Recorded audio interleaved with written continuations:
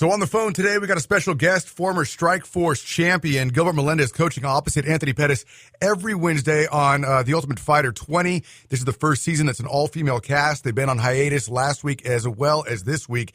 What can we look forward to with the return? Some more good fights, man. These ladies put it on the line. I was really surprised.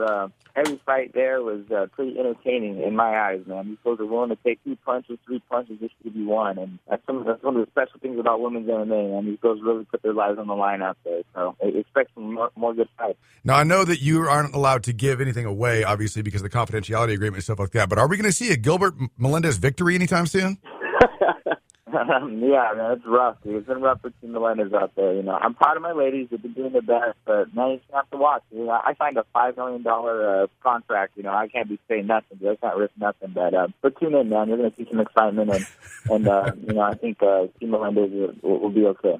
Now, you're going to be fighting Anthony Pettis at the end of the season in December, and he's recently been coming out in the press and talking about your potential fight and saying that his training camp is going so well that he plans and will finish you in the first round. Do you have any response to that? It sounds like some plagiarism, saying like he's trying to plagiarize from Conor McGregor out here. But you know, I've never been finished in my career. I fought so many fights. I fought the best in the world, and no one has ever been able to finish me. I've never been finished.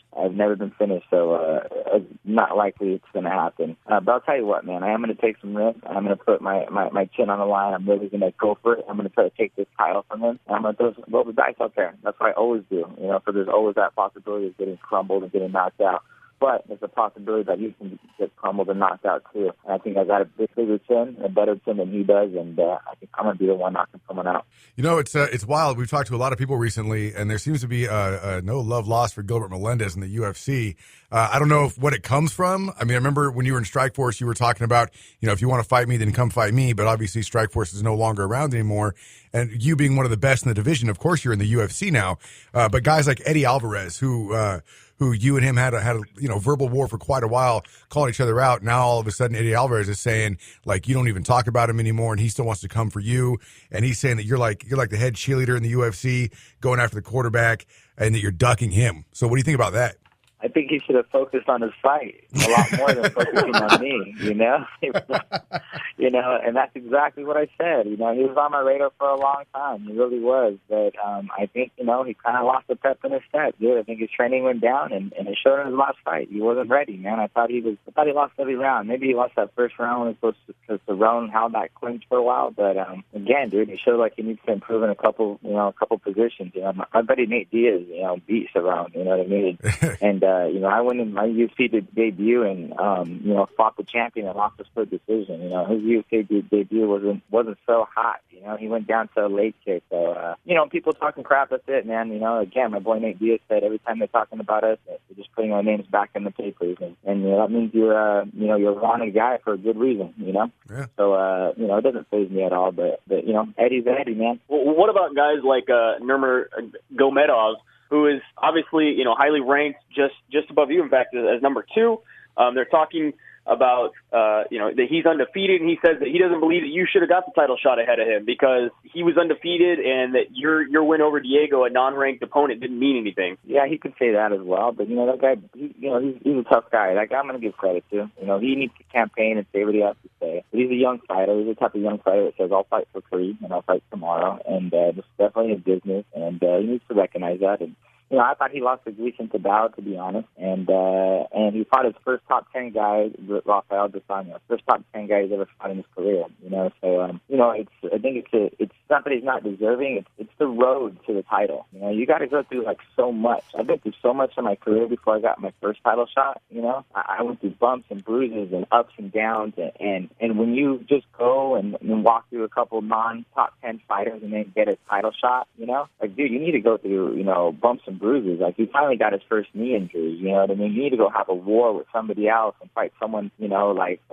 that's up there in the rankings and really earn it. You know, go fight Ben Henderson or something and go to war with him and then, go get your body exhausted and tired and see how you feel, you know, and it's the road to get there. And, with 12 fights or something or, 20, lower level fights and go straight to a title shot, it's just, it's just not the way it works, you know what I mean? And unless you're Brock Lesnar, you know what I mean? But, that's what I explain to people, it's not, not just that title fight. It's all the stuff you go through to get there, and what your body goes through mentally and physically to that point, And some of these young fighters, they think that they deserve title shots so quick, and it's more the road there, to that moment that really takes a toll on you, that makes you really earn that shot.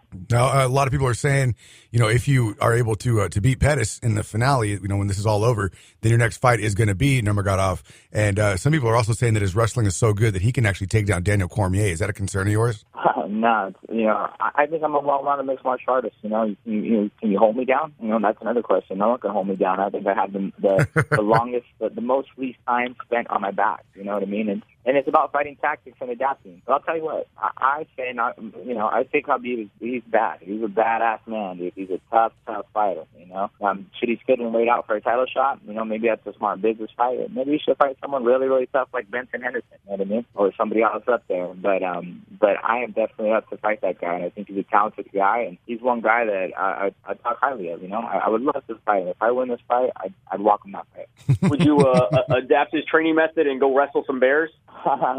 I think I might get in trouble here in America doing that. PETA might come after me. Yeah, But I got myself a pit bull that I play tug-of-rope with all the time. But I'm a strong wrestler, dude. I'm a strong wrestler too, and I think I'm a better striker. And he's a big guy. He's definitely a tough task. And these Russians are coming out of nowhere, and MMA and boxing. And I'm like, damn, these guys. They're from Dagestan. Those guys eat, sleep. It's like part of the culture to be fighting out there. And they got the advantage for that stuff. Trust me, the guy's a bad guy. He's a bad man, and no bears for me, that man. Well, we don't want to look past Anthony Pettis, obviously, who, again, you're coaching opposite of on The Ultimate Fighter 20, which happens every Wednesday except for the hiatus due to baseball season. You guys are going to fight on December 6th at UFC 181 on pay-per-view for the lightweight title.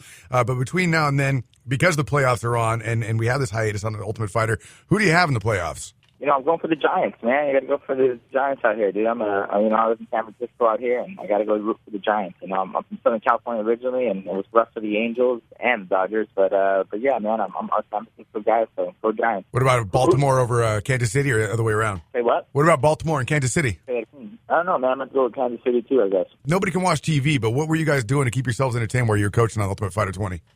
Well, thank God I didn't have to live in the house with these ladies, and I was able to go to training and go do my own thing, So, I wasn't trapped. I wasn't trapped in prison like they were. You know what I mean? So I was able to go, go enjoy Vegas a little bit my own, and go train outside my own and go eat some food and socialize with civilization.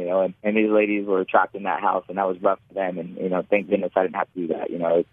It was tough, being in front of the camera, but, I wasn't in front of the camera 24/7 like the ladies. Right. Did you give them updates on things that are going on in the outside world? Were they, asking you, hey, go read an article in a magazine and let me know what's the newest trend?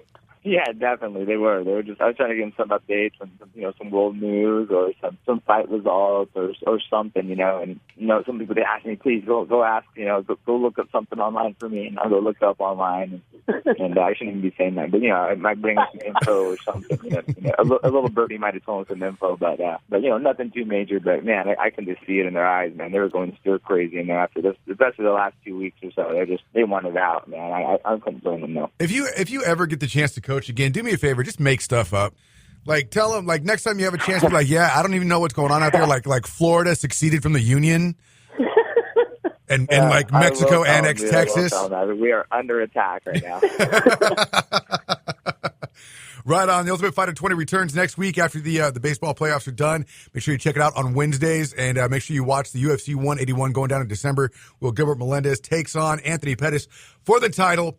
Gil, thank you so much for being on the show with us today, man, and we wish you best of luck. All right, thanks, guys. Enjoyed it.